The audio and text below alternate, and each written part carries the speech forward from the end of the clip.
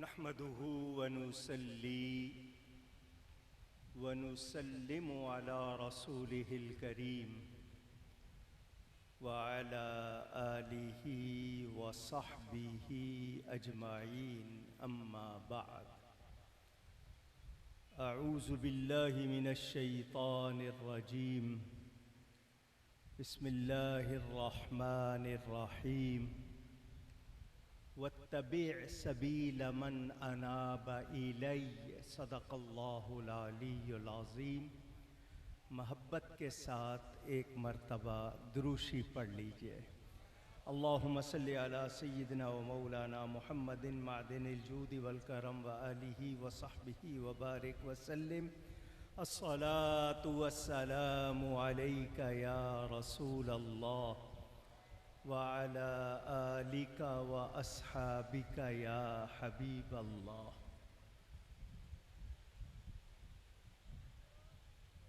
زینت محفل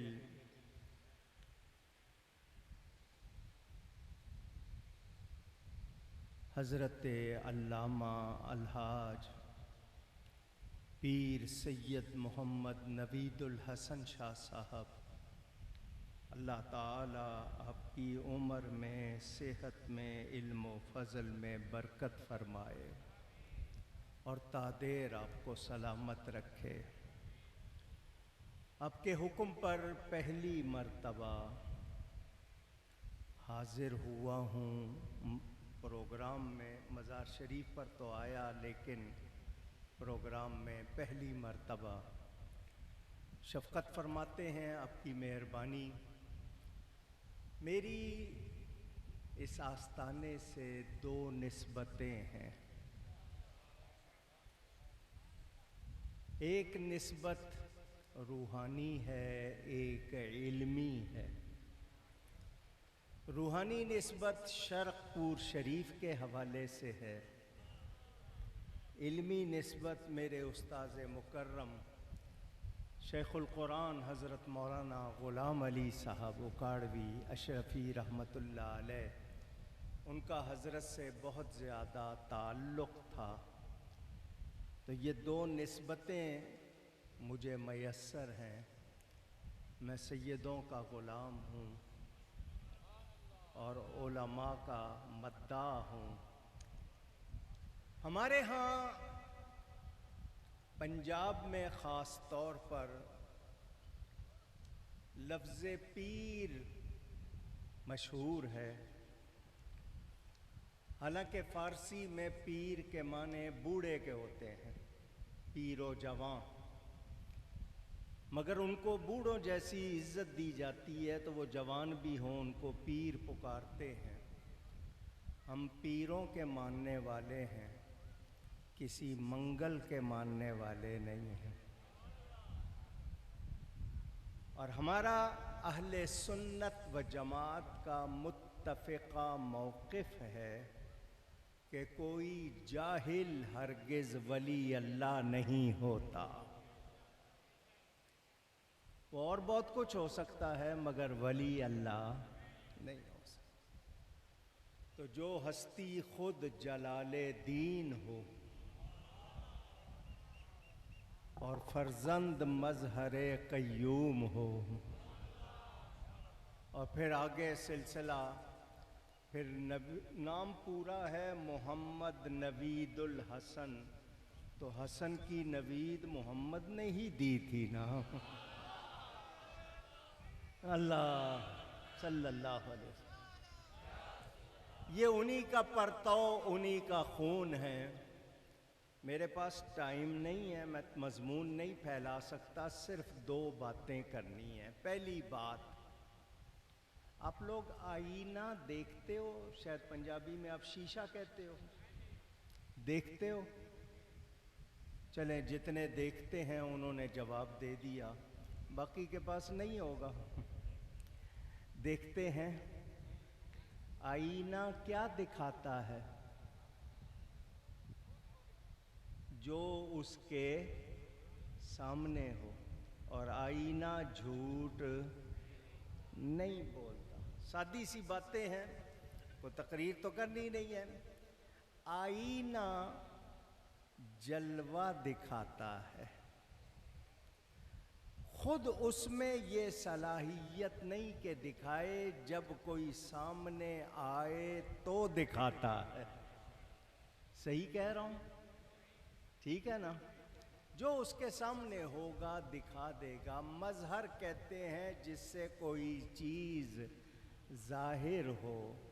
جب نام محمد مظہر قیوم ہو تو معنی یہ ہو گیا کہ قیوم ظاہر ہوگا تو محمد سے ہوگا صلی اللہ علیہ وسلم۔ تو یوں کہہ لیجئے، میں نے ایک جگہ دیکھی تھی، نام نہیں لے رہا، اس کو شیش محل کہتے ہیں، لاہور میں ہے۔ عمارت میں چاروں طرف شیشے چھوٹے چھوٹے جڑے ہوئے ہیں، ایک شمع درمیان میں جلاؤ تو ہر شیشے میں نظر آتی ہے۔ وہ جتنے شیشے ہیں اتنی شمع نہیں، شمع ایک ہے، مگر جتنے شیشے ہیں ان میں نظر آتی ہے۔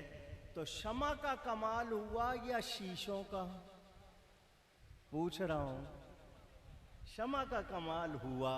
اگر شمع نہ جل رہی ہوتی تو شیشوں میں نظر نہیں آتی۔ یہ کتنے شیشے ہیں جو مظہر بنے ہوئے ہیں؟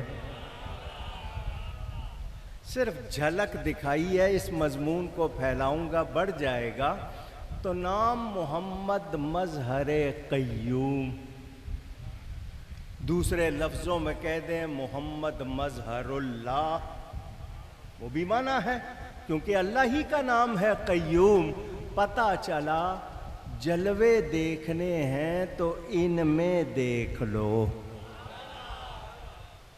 یہ کسی کا پتہ دے رہے ہیں، یہ کسی کا، سڑک مڑتی ہے تو سڑک کے کنارے بورڈ لگا ہو مزار شریف اور نیچے بنا ہو تیر کا نشان، تو وہ تیر کا نشان مزار ہے یا وہ رخ بتا رہا ہے، رستہ بتا رہا ہے کہ مزار شریف ادھر ہے؟ تو جو مظہر ہے وہ بھی تو کچھ بتاتا ہے نا کہ میں کس کا مظہر ہوں۔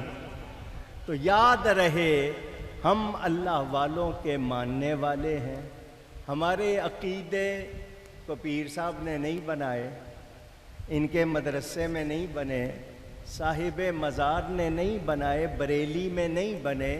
عقیدے بنتے ہیں قرآن اور حدیث سے۔ قرآن حدیث کا جو بیان ہے، نص جو ہوتے ہیں، الفاظ سے عقیدے بنتے ہیں۔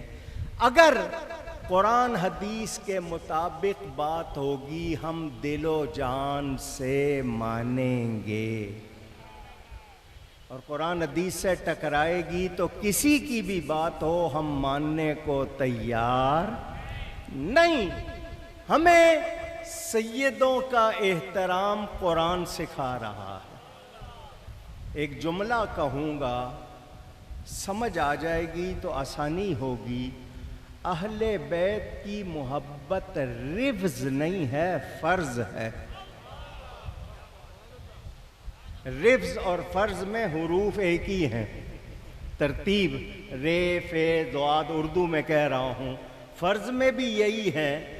جو اہل بیت کی محبت کو رفض کہتے ہیں وہ قرآن کو جانتے نہیں، اور جو فرض کہتے ہیں ان کا رفض سے کوئی واسطہ نہیں۔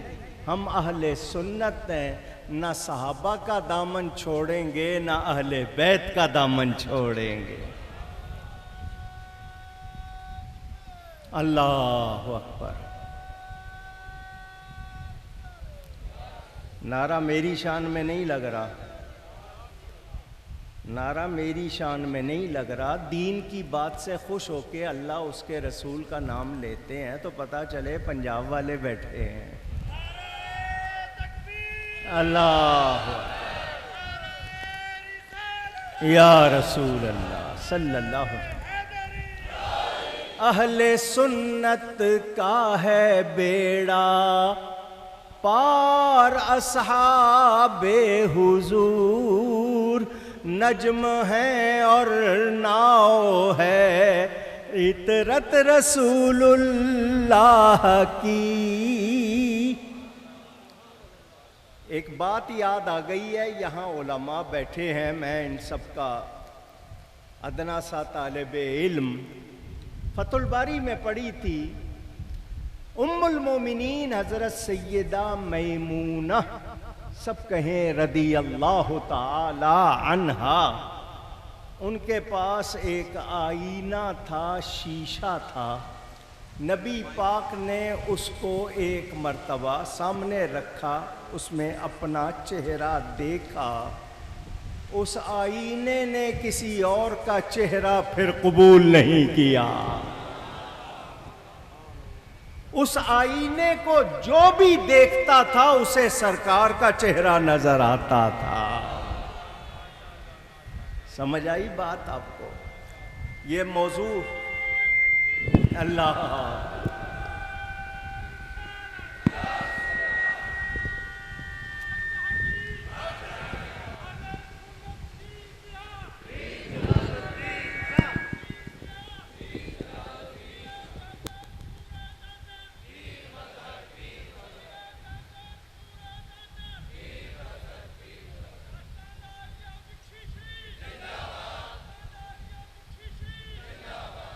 کوئی نعرہ رہ گیا ہو تو وہ بھی لگا لو۔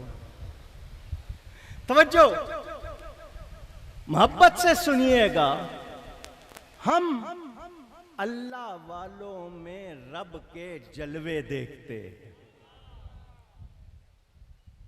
رب کے جلوے، اور اللہ فرماتا ہے وَاتَّبِعْ سَبِيلَ مَنْ أَنَابَ إِلَيَّ، پیروی کرو، فالو کرو، اس کو اپناؤ، اتباع کرو اس راستے کی جو میری طرف لائے، اس بندے کی جو میری طرف لائے۔ تو جو رب کی طرف لے جائے اس کی پیروی کرنے کا حکم قرآن میں ہے یا نہیں ہے؟ اونچی، تو جب قرآن میں ہے کوئی اس کو غلط کہے تو وہ قرآن کو جانتا نہیں۔ میرے دوستوں اور بزرگوں، نماز کی ہر رکعت میں پڑھتے ہو اہدنا الصراط المستقیم، اے اللہ ہمیں سیدھا راستہ چلا۔ پھر کہیے گا سیدھا راستہ چلا۔ آپ نے وضو کیا ہوا ہے، بدن پاک، کپڑے پاک، منہ کعبے کی طرف، مسجد میں کھڑے ہیں، جگہ پاک، تو اور کون سا سیدھا راستہ ہے؟ پھر بھی کہہ رہے ہیں یا اللہ سیدھا راستہ دکھا، سیدھا راستہ چلا، اور کون سا؟ جواب ہے صراط الذین انعمت علیہم، ان لوگوں کا راستہ جن پر تو نے احسان کیا، انعام کیا، جن کو نوازا۔ وہ کون ہے؟ پاکستان والے کہیں ہم ہیں، ہندوستان والے کہیں ہم ہیں، جاپان والے کہیں ہم ہیں، نہیں، خود قرآن سے پوچھو۔ انعم اللہ علیہم من النبیین والصدیقین والشہداء والصالحین، وہ انبیاء، وہ صدیقین، وہ شہداء، وہ صالحین۔ نیچے سے چلو گے تو پہلے صالحین، اوپر سے آؤ گے تو پہلے انبیاء۔ یہ چار انعام یافتہ ہیں، اور صالحین جن کو اردو میں آپ نیک کہتے ہیں، عربی میں نہیں، عربی میں صالح کا لفظ ہے، نیک جس کا عقیدہ بھی درست ہو، جس کا عمل بھی درست ہو۔ جب ان کے راستے پہ چلنے کی دعا کرتے ہیں، پتہ چلا جو ان کا دامن پکڑے وہی صحیح ہے، جو دامن چھوڑ دے اس کو رب ملتا۔ دیہاتی لوگ بیٹھے ہیں، آسان سی مثال دوں، روٹی کھاتے ہیں آپ لوگ؟ بہت اچھی بات ہے، کھایا کریں۔ روٹی کو کون سی چیز پکاتی ہے؟ بڑا اچھا جواب ہے آگ. آٹا لو، پانی ڈالو، گوندھ لو، پیڑا بناؤ ہاتھ سے یا بیلن سے پھیلا کر آگ پر ڈال دو، روٹی پک جائے گی. آپ نے ابھی کہا آگ پکاتی ہے اور اب آپ کہہ رہے ہیں نہیں پکے گی. کیوں؟ آٹا کمزور ہے، آگ کی قوت زیادہ ہے، وہ اس کو جلا دے گی. روٹی نہیں مل رہی، کیا کریں؟ روٹی چاہیے، پکاتی آگ ہی ہے، کوئی اور چیز نہیں پکائے گی، کیا کریں؟ سمجھداروں نے آگ اور روٹی کے درمیان توے کا وسیلہ لے لیا. توے کا وسیلہ لے لیا. اب توے کے دو رخ ہیں، ایک آگ کی طرف، ایک روٹی کی طرف. ایک طرف سے گرمی لے رہا ہے، دوسری طرف گرمی دے رہا ہے، روٹی مل رہی ہے. آپ سمجھدار لوگ ہو، اور روٹی بغیر وسیلے کے نہیں ملتی، رب بغیر وسیلے کے کیسے ملے گا؟ اللہ.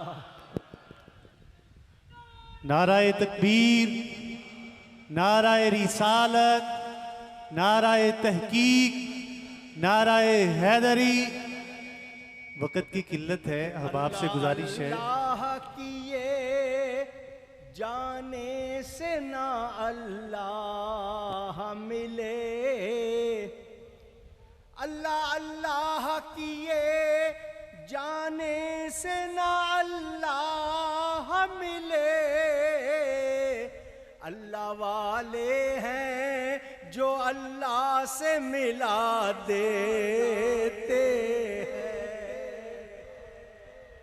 ان کا دامن پکڑیں تو رب ملتا ہے، بغیر وسیلے کے رب ملتا. اب میرا جملہ آپ نے ٹی وی پہ بھی سنا ہوگا، میں بار بار دہراتا ہوں، جس بارگاہ سے رب ملا ہے اسی بارگاہ سے سب ملا ہے. ہم نبی کا دامن چھوڑ دیں تو پھر ہمیں رب ملتا. اب نبی کا دامن پکڑنے کے لیے ضروری ہے واسطہ. اور آسان کر کے سمجھاؤں، گھڑی ہے آپ کے پاس؟ آپ یوں چپ ہو گئے جیسے میں مانگ لوں گا. گھڑی ہے؟ اللہ مبارک کرے، پہنو، وقت کی قدر کرو. گھڑی میں ڈیجیٹل ہو یا آپ کی ویسے ہو، آج کل کوارٹز آتی ہیں، پہلے آتی تھی چابی والی، اب آتی ہیں بیٹری سیل والی. گھڑی میں آپ ڈائل دیکھیں تو گنتی میں 10 کے بعد کیا ہے، 11 کے بعد، 12 کے بعد ایک. یہ گھڑی کیا بھکی شریف میں بنی ہے؟ جاپان میں، چائنا میں، سوئٹزرلینڈ میں.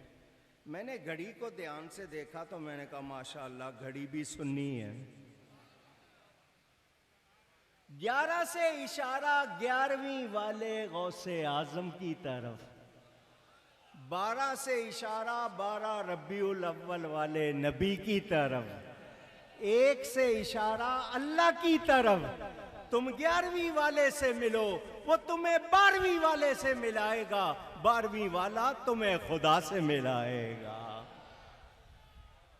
جو ولی کو نہیں مانتا وہ نبی کو نہیں مان رہا، جو نبی کو نہیں مانتا وہ خدا کا ماننے والا نہیں.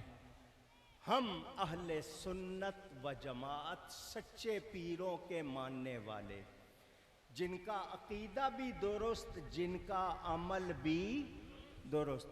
کوئی عقیدے میں خرابی ہے تو ولی نہیں، عمل میں خرابی ہے تو بھی ولی.